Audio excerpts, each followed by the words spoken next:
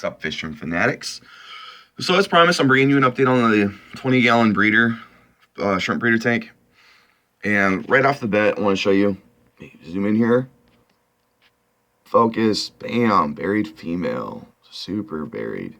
Tons of eggs, tons of eggs. So super happy.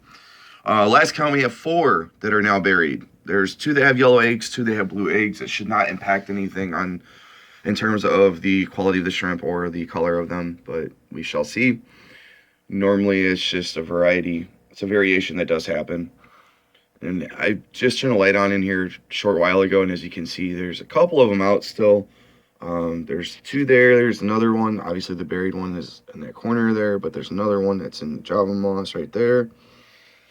There's a couple over here. There's another saddled one right there. There's a couple of them in here somewhere. There's always a couple of them in here somewhere. Let's see. I don't see any down there, but that doesn't mean they're not there. A molt, which they've been molting a lot, which is good. We find new molts every couple of days. Speaking of which, there's another one on the rock back here. There you go. A little white speck. It's another molt. These guys are growing really well. We still have about 19. When I turn the light on, they all scattered, which is kind of funny to me. I always get a kick out of that. They take off and kind of sail through the water like Superman. Makes me chuckle. But last time we counted, we had 17 out at once. So I'm pretty confident we have all 19 of them still. I don't think any of them, we've lost any of them, which is good. As you can see, the water level is a little bit lower. We have a rim tank. Word of advice, do not fill it all the way up if you have a rim tank. The shrimp can get out. We had some ghost shrimp in the 29-gallon. Ooh, berried number 2. You can't really see her, though. But that's another berried female. It's over on the rock underneath of it. And then the one that's on the rock right there. There's 2 of them. And there's some ram's horn snails just doing what snails do. But, sorry, sidetracked. Anyways, if you have a rim tank, keep the water a little bit lower. Lesson that we learned, we had the 29, we had some ghost shrimp in there, and they managed, after becoming about 2.5 inches long, had them forever, they swam up, hooked onto the rim, climbed out. We found them next to the tank. It sucked, but lesson learned, if you have a rim tank, make sure that you keep the water level a little bit lower. Do yourself a favor, because they will climb out. If you have a rimless tank, it's fine. As long as it's covered, you should be okay. I'd still recommend keeping it just a little bit lower than normal. Better safe than sorry, as they say. So, yeah. But as you can see, these guys are doing really good. We did an update on the plants already, but you can see there's Rotella rotunda. If you didn't watch that video, there's some Java moss and some wisteria and some Java fern. We added a blower with a little bit of everything, so they have plenty of places to hide out now. There's a lot of stuff for the moss to grow on and algae to grow on. As you can see, we got some hair algae up on the top of the rock right there, which is perfectly fine with me. It'll give the baby something to eat, since we're going to have quite a few of them coming pretty soon. But yeah, the water in this tank's at about 72 degrees. And like I mentioned in my previous video, and if you haven't watched it, go check it out, when I did the fish tank update tour. You can semi-power grow or speed grow fish and vertebrates, things of that nature. I don't necessarily recommend it if you're just a breeder that's looking to sell and you're not looking to really enjoy it. You can use it. Again, it's not something I recommend, because they do tend to have a shorter lifespan when you do it that way. And even though they'll last for, a while, so to speak, it doesn't really give good quality.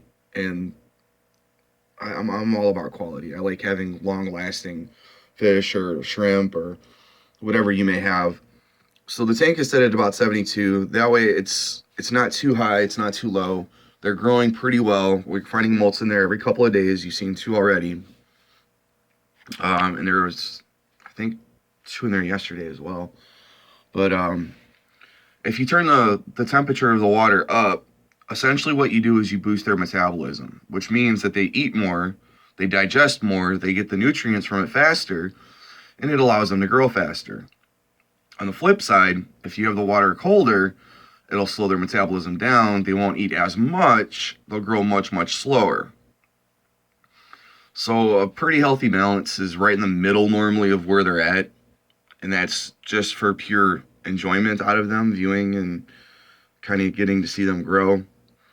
A lot of these guys, when we got them, were really, really, really small. And as you can see, they're growing quite nicely. You know, we have saddled, we have berried. They're doing what they're supposed to do. So that is something I wanted to bring up. The same thing with the guppies that I have in the breeding for profit tank right now. You know, the water's at about 76 in there. They get fed probably 5 times a day on average. I'd say 4 times a day on average. And we're at, I think, 7 weeks on some of them, and they're colored up already. And the fry are coming along nicely in that tank as well, because they eat more, they get more nutrients, they're burning it off, and they're growing. Again, it's about a medium temp. You can keep guppies as high as 78, 80. I've seen them. Not something I'd recommend, but it's been done.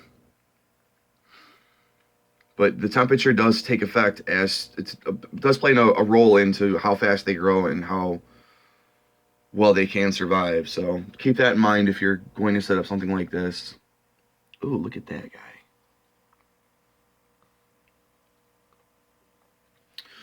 Anyways, but yeah, that's pretty much about it for the update.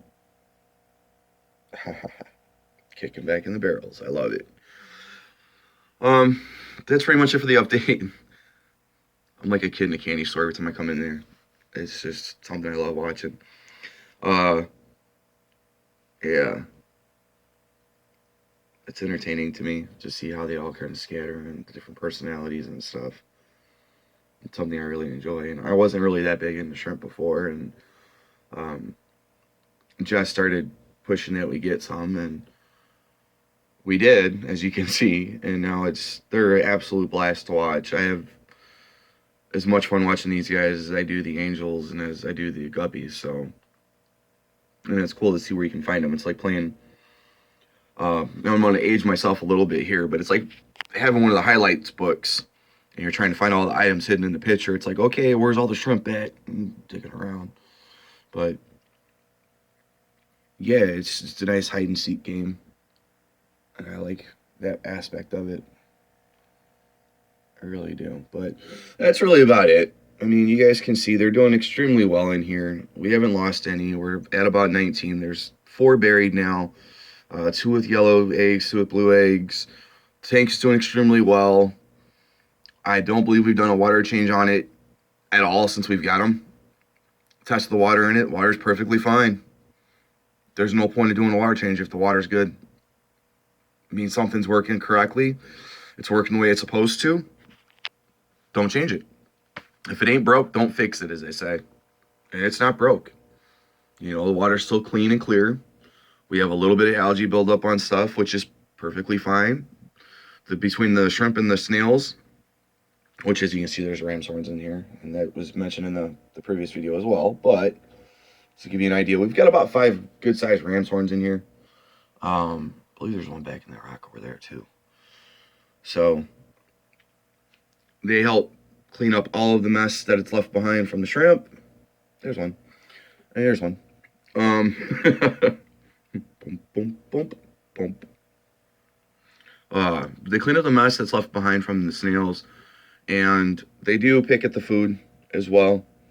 So we don't have to worry about there being too many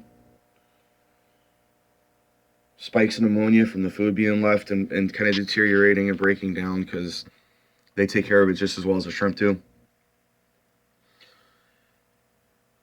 Oh, yeah, he's back there. I can't get a good view of him.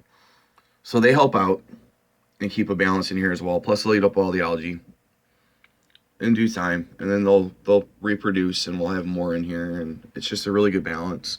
So if the water doesn't need to be changed, I wouldn't recommend changing it. If your nitrates are super low and everything else is exactly where it's supposed to be at ammonia at 0 and nitrites at 0, don't mess with it. It's kind of silly to do that because you're changing it. You're potentially crashing your tank by doing something like that. In reality, water changes should never hurt your tank if your water's good. I have seen stranger things happen. I really have. I have seen, if you're on a well, there's a fresh rain, for some reason there's way more minerals in the water, and you change it, and all of a sudden you got a super high, count of certain minerals, and then the next thing you know, there's one of the guys. You have a super high mineral count, and it can wreak havoc on your tank. And vice versa, if you run city water, where you get water from the water distribution plant that's sanitized and cleaned and all that stuff. They can have one of too much chemical in there, or too much one chemical in there, or too much of another chemical in there, and it can wreak havoc on your water as well. So knowing where your water is at before you do water changes, trying to stay up to date with any type of updates that come from the water plants. If there's a spike in a certain type of bacteria and they're gonna kill it off using this chemical versus that chemical, it'd probably be a good idea to wait until that's over and figured out, so that they can get everything back in balance and you don't have to worry about it. Because like I said, stranger things have happened, and I have seen tanks crash because of a water change. So I always err on the side of caution. These guys do not need it. They probably won't need it for another 2 or 3 weeks because they don't really release much of a load. Plus, with the snails in there, they help keep that load in balance. So I have very little worries about this tank anymore. It's established. It's going really, really well. We're going to have babies relatively soon. Just like I said, if it ain't broke, don't fix it. But that's the update on the shrimp tank. You guys can see it's doing extremely well.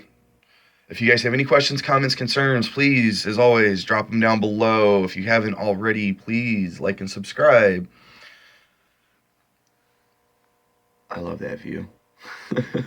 Anyways, yeah, if you haven't, please share this around. Let's get some new people into the hobby so that we can continue to grow the hobby as much as possible. The more the merrier. It always makes for interesting table talk when you can walk into a place and talk to somebody about fish. It's better than the weather. It's a great conversation piece. So that's about it, guys. As always, we're going to end the note with Miss Berried. Focus. I need a new camera. I'll work on that. She's buried. But as always, happy fish keeping, guys.